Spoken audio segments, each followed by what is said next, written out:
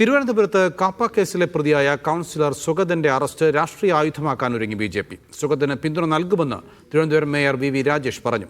ഗുണ്ടകളുടെ പറുദീസയായി കേരളത്തെ മാറ്റാൻ അനുവദിക്കില്ലെന്ന് ആഭ്യന്തര വകുപ്പ് മന്ത്രി രമേശ് ചെന്നിത്തല പറഞ്ഞു. സുഗതന്റെ അറസ്റ്റിനിടെയുണ്ടായ സംഘർഷത്തിൽ കമ്മീഷണർ ACPയോട് വിശദമായ റിപ്പോർട്ട് തേടി. വധശ്രമക്കേസിൽ ഹൈക്കോടതി മുൻകൂർ ജാമ്യം തള്ളിയതോടെയാണ് സുഗതനെ ഇന്നലെ രാത്രി പോലീസ് അറസ്റ്റ് ചെയ്തത്.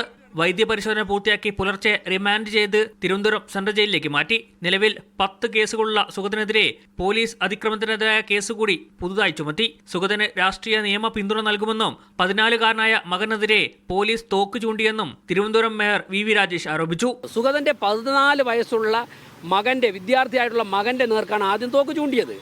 അതിനുശേഷം സുഗതന്റെ ഭാര്യ അശ്വതിയെ മർദ്ദിക്കുന്നു. ഇത്രത്തോളം ഒരു ഭീകരാന്തരീക്ഷം വെടിവെച്ച് ഒരു കൗൺസിലറെ പിടിക്കേണ്ട സാഹചര്യം വട്ടിയൂർക്കാവിലും തിരുവനന്തപുരത്തും ഉണ്ടോ? സുഗതന്റെ അറസ്റ്റിൽ അസ്വാഭാവികതയില്ലെന്നും ആകാശത്തേക്ക് വെടിവെച്ച് പ്രതിയെ പിടിച്ച പോലീസിനെ അഭിനന്ദിക്കുന്നതായും ആഭ്യന്തര വകുപ്പ് മന്ത്രി രമേശ് ചെന്നിത്തല.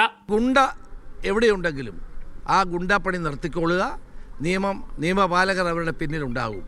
അതുകൊണ്ട് ഇന്നലെ ആകാശത്തെ വെടിവെച്ച് ഗുണ്ടയെ പിടിച്ചെങ്കിൽ ആ പോലീസ് ഉദ്യോഗസ്ഥരെ ഞാൻ അഭിനന്ദിക്കുകയാണ്. ഇന്നലത്തെ സംഭവത്തിൽ ACPയോട് city police commissioner K. Karthik വിശദമായ റിപ്പോർട്ട് ആവശ്യപ്പെട്ടിട്ടുണ്ട്. വട്ടിയൂർക്കാവ് ഇൻസ്പെക്ടർ ആ ഒരു സിറ്റുവേഷൻ ഓവർകം ചെയ്യാനായിട്ട് എയറിൽ ഒരു റൗണ്ട് ഫയർ ചെയ്തതായിട്ടാണ് മനസ്സിലാക്കുന്നത്.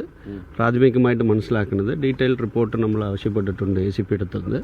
അറസ്റ്റിനിടെ പോലീസ് മർദ്ദിച്ചെന്ന ആരോപണവുമായി സുഗതന്റെ കുടുംബവും രംഗത്തെത്തി. മീഡിയ 1 തിരുവനന്തപുരം.